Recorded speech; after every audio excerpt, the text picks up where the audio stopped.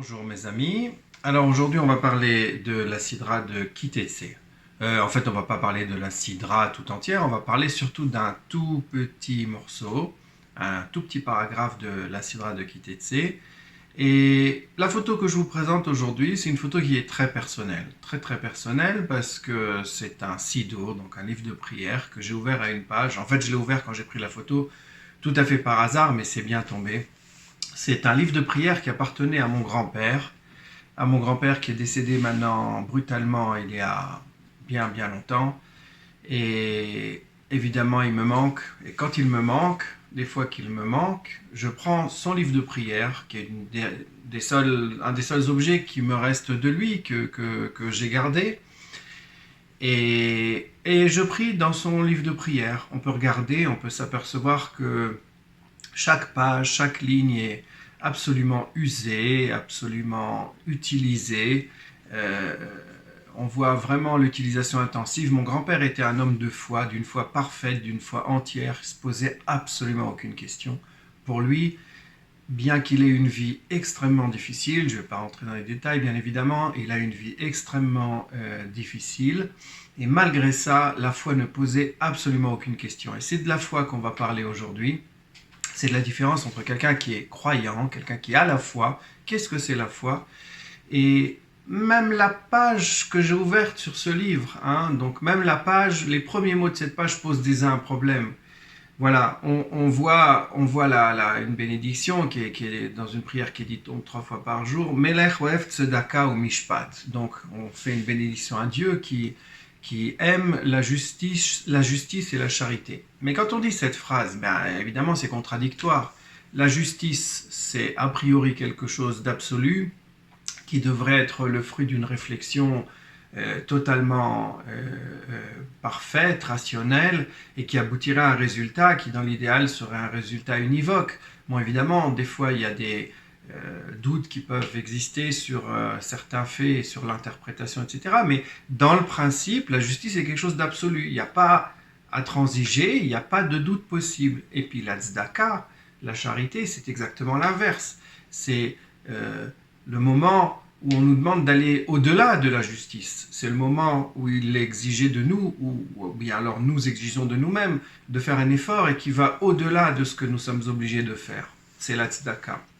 Voilà. Mais ça, ce n'était pas des questions qui étaient pour mon grand-père. Évidemment, mon grand-père ne se posait absolument aucune question. Alors, dans les semaines qui ont précédé, on a vu donc la façon dont la société doit se mettre en place dans la terre qui va être la nôtre, qui va être celle du peuple qui est sorti d'Égypte, la façon dont le gouvernement se met en place, la façon dont le gouvernement peut exiger la suprématie sur ses citoyens à condition qu'ils respectent certaines règles. Donc c'est pas comme ça de rien. Et puis maintenant on continue et on va détailler tout un tas de lois qui sont destinées à gérer cette société de la façon la plus équitable et la plus propre possible. Mais au milieu de ces lois, il y en a quelques-unes qui sont un petit peu particulières, parce qu'a priori, elles n'ont aucun intérêt, ni au niveau de l'économie, ni au niveau de la justice entre les hommes, ni quoi que ce soit. Donc on se demande un peu pourquoi ça fait... Qu'est-ce que ça vient faire là? Alors il y a quelques lois qui nous parlent du rapport que nous devons avoir avec les animaux. Et bon, il y en a quelques-unes, il y a 2 exemples, de ne pas mélanger par exemple dans le travail des champs, de ne pas atteler ensemble un bœuf et un âne en même temps, parce qu'évidemment ils sont différents, donc on ne peut pas les atteler en même temps, il faut atteler uniquement 2 animaux de la même espèce, mais c'est précisé, c'est juste dit, sans plus. Mais il y a une loi où vraiment la cause ne nous est pas explicitée, mais le résultat nous est promis. Puis c'est un résultat qui a priori il est bien tentant. Alors je vais lire ce texte, c'est quelques lignes. Ki yikare kan sipor lefanecha, si tu rencontres devant toi par hasard, si tu tombes sur un nid d'oiseau, baderer, quand tu fais ton chemin, quand tu parcours ton chemin, bechol etz o ala haaretz, que ce soit sur un arbre ou sur la terre, efrochim o betzim, que ce soit déjà des poussins ou uniquement des œufs, ve'aem rovetz et ala efrochim o ala betzim, mais que la mère est en train de couver donc ces œufs ou ces poussins, lotikach haem ala banim. Tu dois d'abord chasser la mère et tu pourras seulement ensuite prendre les poussins ou les œufs. Il ne faut pas prendre les poussins et les œufs devant la mère. Shaleach teshalach et taem, tu dois renvoyer la mère, vet abanim tikach lach, et tu pourras prendre les descendants, les œufs ou les poussins. Et alors, c'est là qu'il nous est précisé, le ma'ani tavlach, afin qu'il te soit prodigué du bien, ve'a'arachta yamim. Voilà, tu vas pouvoir vivre longtemps. Ta vie va se prolonger.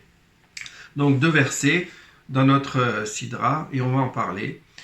Chapitre 22, versets 6 et 7. Ok ? Alors, oui, il y a un résultat qui, a priori, est tentant. Hein ? Oui.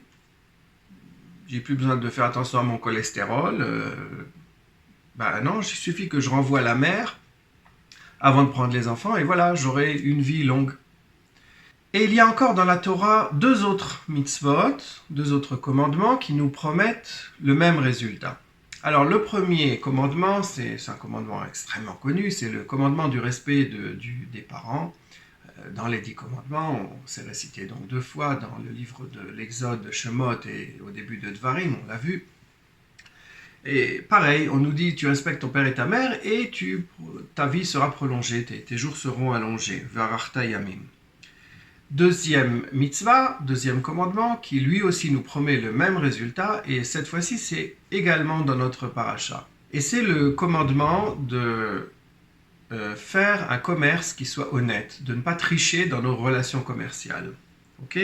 Alors je lis, pareil, Lo yebekisra even va even, tu n'auras pas dans ta poche 2 pierres différentes. Les pierres, c'est ce qui servait évidemment à peser les marchandises, donc si on a une qui a un poids un petit peu différent, on peut tricher sur le poids.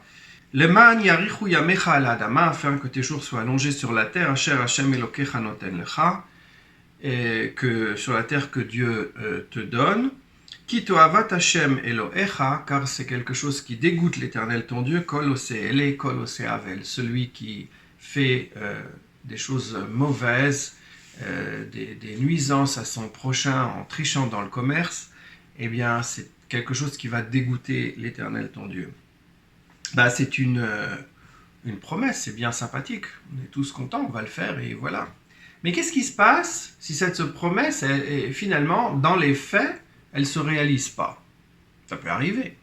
C'est d'autant plus embêtant que juste la semaine dernière, on a bien compris en étudiant la prophétie que le critère de vérité, le critère qu'une prophétie se réalise, c'est ça qui détermine la validité de la prophétie.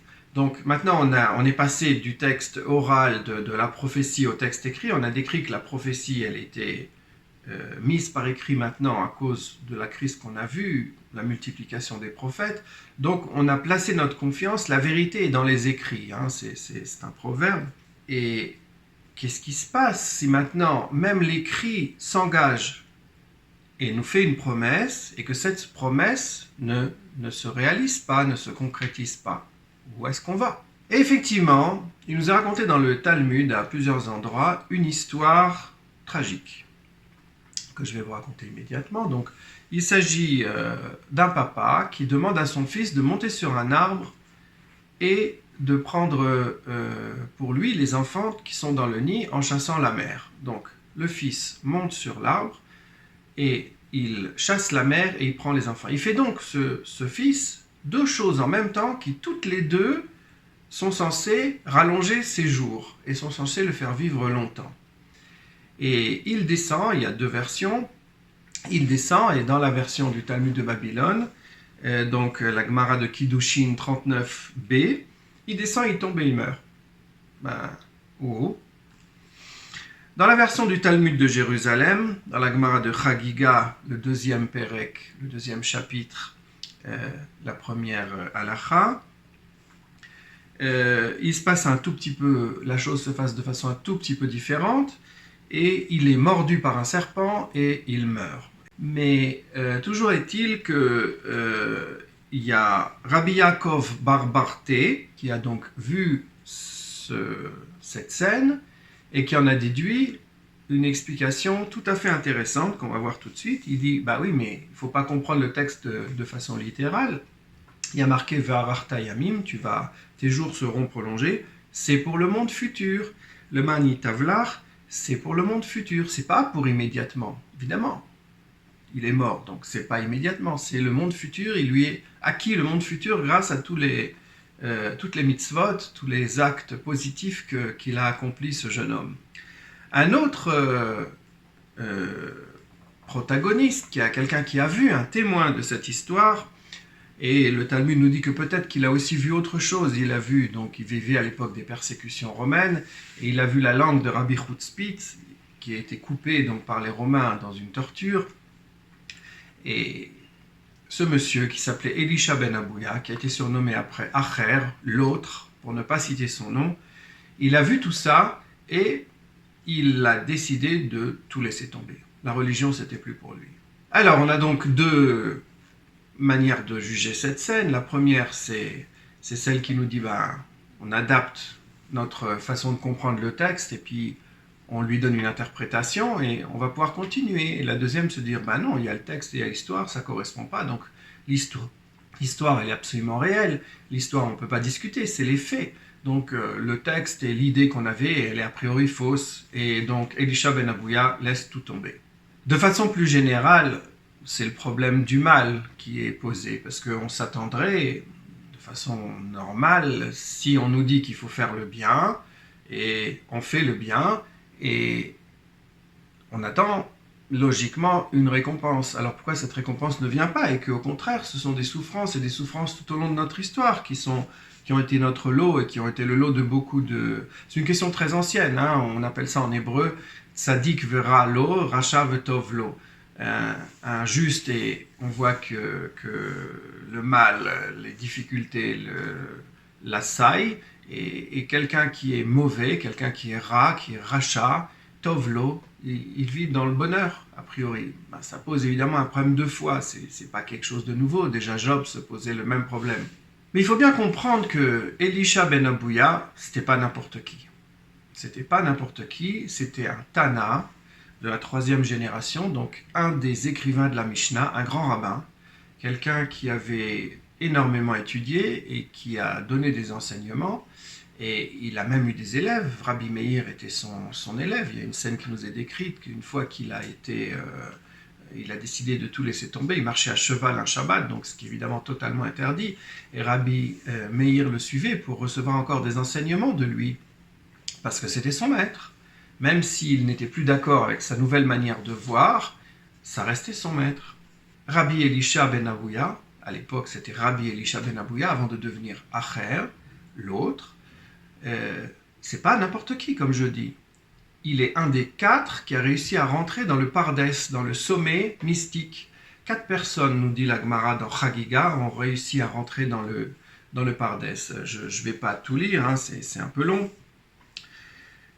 Toujours est-il que le premier c'est Ben Azaï. Il a réussi à entreapercevoir, jeter un regard, mais il en est mort immédiatement. Ben Zoma, le deuxième, Etzitz venifga. Il a été atteint, blessé. Qu'est-ce qu'on dit? Ça veut dire qu'il a perdu la raison. Le troisième c'est Rabbi Akiva. Rabbi Akiva a lui aussi réussi à atteindre cette expérience mystique de rentrer dans le Pardes, comme on appelle ça dans la Gemara Tragiga, et il en est sorti indemne. Et on nous dit, Elisha ben Abouya, Yatsa ve kitsetz banetiot. On explique kitsetz banetiot, il a détruit les semences. Ce qu'on nous explique en général, c'est qu'il a réussi à convaincre des jeunes, des futurs élèves, de tout laisser tomber et de ne pas étudier, de s'occuper effectivement que du monde matériel et de gagner leur vie et de faire avancer la science, le commerce, la civilisation, etc. Mais d'arrêter l'étude de la Torah. Kitsetz banetiot. Donc qu'est-ce qui s'est passé? Quelle est la différence? On comprend, certains sont forts, certains sont plus faibles. Donc il y en a 2 qui n'ont pas réussi à faire cette expérience, qui ont soit été tués, soit qui ont perdu la raison, mais il y a 2 personnes qui ont réussi à aller mener cette expérience jusqu'au bout, donc c'était vraiment des sommités spirituelles. Il y en a un qui en est sorti indemne, et le deuxième qui a perdu la foi. Comment peut-on comprendre ce phénomène? Bien en fait, c'est pas très très compliqué, disons, voilà, de façon toute simple. Elisha ben Abouya, il regarde la vie qui l'entoure, il regarde le monde, il en tire des données, il y a des données empiriques, il reçoit ces données, il les analyse et il décide de sa façon d'utiliser le monde et de se conforter, de se comporter dans le monde en fonction des données empiriques qui l'entourent. Donc, si effectivement il voit que le mal paye le bien, ça veut dire que le bien, c'était pas un vrai bien. C'est-à-dire que pour lui, dans la mesure où Rabbi Chutzpit, on le torture et on coupe sa langue, et dans la mesure où un jeune homme qui monte en écoutant les commandements de son père et les commandements de la Torah, il en arrive à mourir, c'est que bon ben tout ce qu'on nous a dit là, c'est pas vrai, quoi, ça fonctionne pas. Donc pour lui, il en a pris son parti et il a décidé, il a compris que les données empiriques qui l'entouraient ne correspondaient pas à l'enseignement qui avait été le sien. Et pour lui, il a considéré qu'il était suffisamment intelligent pour pouvoir adapter sa conception du monde et l'adapter aux données qui étaient les données concrètes du monde qui l'entourait. Rabbi Akiva, pour lui, ça fonctionne différemment. Ça fonctionne différemment. Lui, il a la foi a priori. Il a l'idée, comme on l'a vu, que la prophétie, Dieu s'exprime dans le texte. Donc le texte, il est un absolu.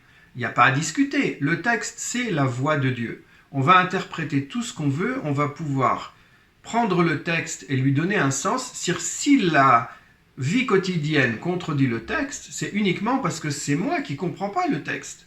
Je dois réfléchir sur le texte pour pouvoir le comprendre en fonction de la vie quotidienne. Mais ce n'est pas le texte qui est faux, c'est mon interprétation du texte. L'interprétation, elle est toujours possible, elle est toujours ouverte.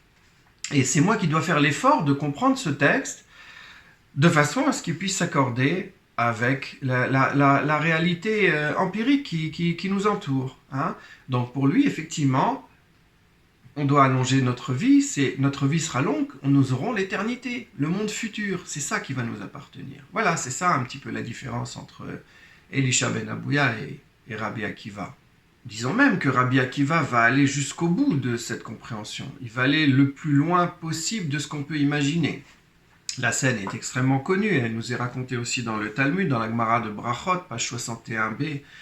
Donc Rabbi Akiva, qui a continué à enseigner la Torah malgré l'interdiction du pouvoir romain,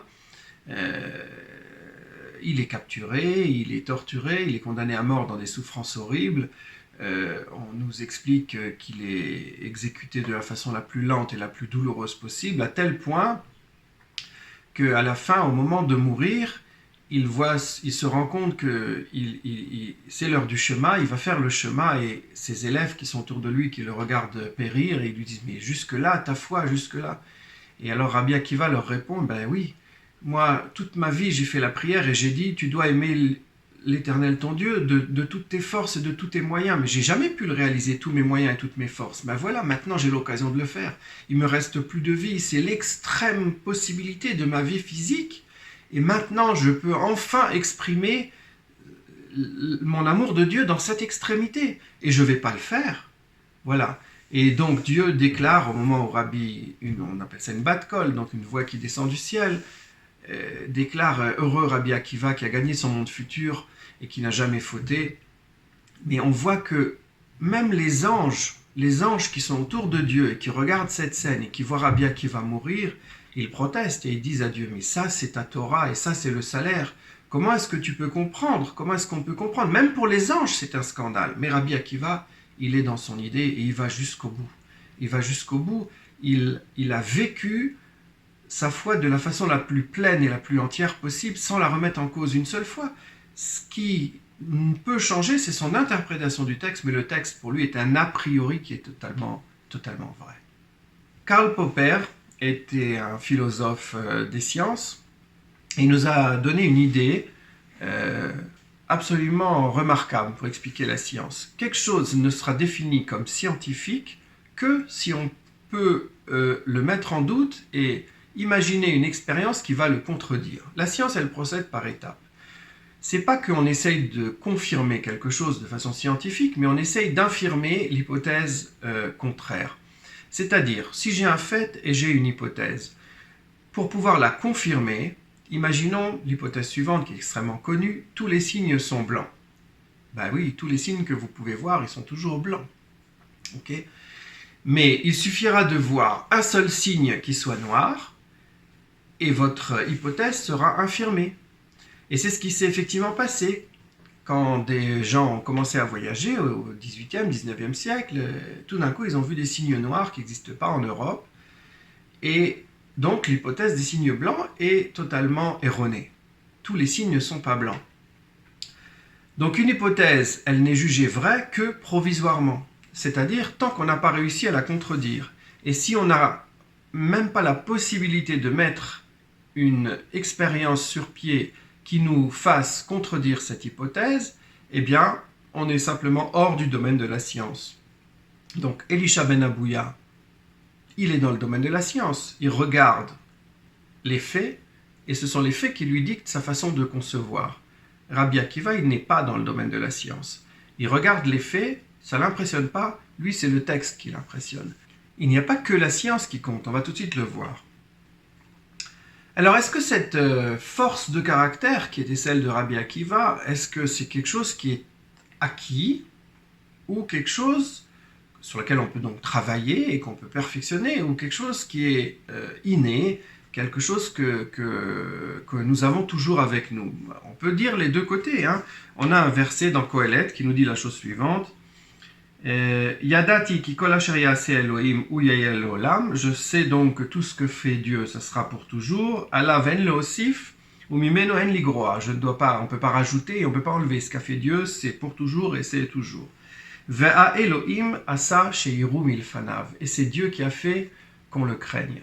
Hein, donc, l'homme naît a priori avec cette idée de la crainte de Dieu. C'est une idée qui a été reprise par beaucoup de courants philosophiques, etc. Qohélet, chapitre 3, verset 14, c'est une opinion, mais la Gemara, elle va nous dire par exemple une opinion totalement inverse.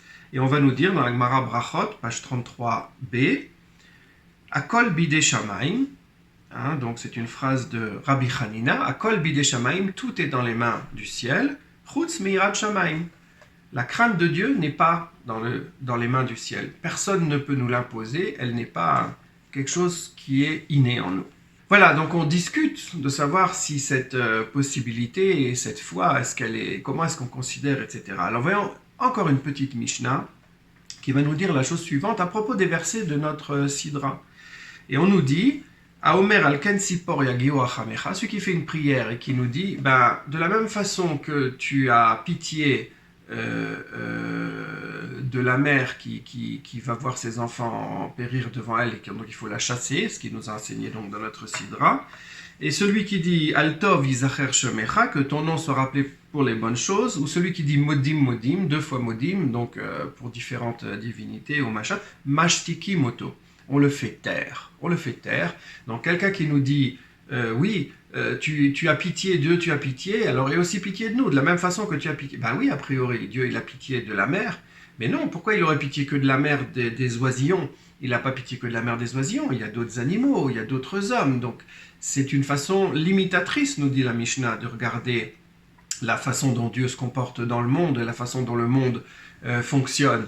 Donc, toi, tu interprètes une façon de Dieu et tu considères la façon dont Dieu se comporte uniquement dans le domaine de la pitié, mais tu ne peux pas parler, tu ne peux pas dire, tu ne sais pas quelles sont les motivations ou les raisons profondes. Donc, tais-toi, on te fait taire. C'est aussi une façon, disons, un petit peu allusive de dire, voilà, regardez, sur ce sujet-là, Elisha ben Abouya, qui était donc un de nos compatriotes, un de nos compères, un de ceux qui a écrit la Mishnah avec nous, eh bien, il est tombé sur ce sujet. Il vaut mieux pas en parler. Allez, taisons-nous, n'écoutons pas ceux qui disent non, c'est pas ça. Toujours est-il que notre Sidra, de façon tout à fait allusive, nous a permis de toucher aux problèmes les plus fondamentaux de la foi. La foi qui ouvre une possibilité infinie d'interprétation du texte, et l'interprétation du texte qui va se faire d'une façon non scientifique. On est en dehors de la science. Mais est-ce qu'il existe quelque chose en dehors de la science, en dehors de la rationalité? Donc pour ceux qui croient à ce texte, il est vrai a priori, et l'idée profonde qui est cachée derrière, c'est que finalement le bien, au bout du compte, va toujours gagner. C'est toujours ce qui va... Il y a un sens dans la vie, donc c'est pas que c'est rien et qu'on peut simplement considérer la matière et qu'il n'y a rien en dehors de la matière. Il y a une idée du bien, il y a une idée de ce qu'il faut faire, il y a une idée de ce qu'il doit être fait, et c'est ça qui finalement va emporter la victoire finale. Celui qui se limite à l'examen des faits empiriques uniquement, il refuse en fait l'idée d'une signification dans le monde qui dépasserait la science, quelque chose de bien qui pourrait aller plus loin, qu'on pourrait voir le monde d'une façon positive, même dans la douleur. Celui qui regarde les choses de la façon uniquement empirique est dans le déni de cette possibilité. Il refuse d'accorder quelque signification que ce soit à la nature qui nous entoure. Il ne regarde que les faits. Les faits sont le seul message qu'il reçoit et qu'il accepte de recevoir. L'homme croyant, celui qui est la vraie Mouna, a contrario, il refuse de limiter son regard uniquement aux faits. Il voit derrière les faits concrets quelque chose de supplémentaire, quelque chose de caché qui n'est pas scientifique. Évidemment, c'est pas scientifique, mais ça a sa raison d'être, sa signification, son sens. La vie, elle a un sens, elle n'est pas absurde. C'est pas que les choses se perpétuent l'une l'autre sans absolument aucun ordre et sans absolument dans l'absurdité la plus totale. Non, pour lui, il y voit un sens. Il voit que finalement, la notion du bien doit triompher. Mais est-ce qu'on peut regarder le monde vraiment de façon uniquement scientifique et garder que la rationalité ? Et est-ce que c'est possible ? Il y a des choses qui existent et que tout le monde connaît, qui ne sont pas scientifiques, qui ne sont pas liées à la rationalité, en tout cas, je pense. Je veux dire, si on parle de quelque chose comme, par exemple, l'amour, donc on a vu la foi, ok ? La foi, c'est une des choses, mais il n'y a pas que ça. Si on regarde, par exemple, la notion d'amour, a priori, c'est pas quelque chose de rationnel. Pourquoi est-ce que j'aime telle personne et pas telle autre ? Pourquoi est-ce que l'amour me donne la force de faire des choses qui seront parfois extraordinairement difficiles ? Mais il n'y a même pas que l'amour. Le sentiment du beau, la beauté. Vous êtes devant un coucher de soleil, un tableau, vous écoutez une œuvre musicale et vous êtes complètement ébloui. Mais ça n'a absolument aucune rationalité. Prenez la Joconde de Léonard de Vinci. Okay ? On va s'imaginer qu'il y a 3 grammes de cyan, 4 grammes de magenta, toutes les couleurs, un mélange, etc. Vous avez les composants chimiques matériels exacts du tableau. Je vous les donne, vous avez le tableau. Ben non, vous n'avez pas le tableau. Il n'y a pas que les composants chimiques et physiques dans le tableau. C'est comme si vous prenez une symphonie de Beethoven et vous dites il y a tant de notes do, tant de notes la, tant de notes fa, tant de notes ré. Mais ce n'est pas ça qui va vous donner la composition. Le compositeur, il a fait quelque chose qui dépasse la somme des faits matériels. Il a quelque chose de l'esprit. Il a quelque chose qui n'est pas matériel. Et c'est ce quelque chose en plus qui existe, qui n'est pas rationnel. Et c'est ça qui crée un sentiment. Donc c'est pareil que le sentiment de la foi. La foi, c'est pas quelque chose de particulier. Cette notion-là, elle existe. Il s'agit de savoir si on va regarder le monde comme uniquement rationnel, et on va peut-être se leurrer, ou alors on va regarder le monde comme avec une idée qui est derrière lui, un sens, et ce sens-là, il va pouvoir nous permettre de triompher. Voilà, quelques mots, c'était à propos de la Emouna, de la foi. À très bientôt.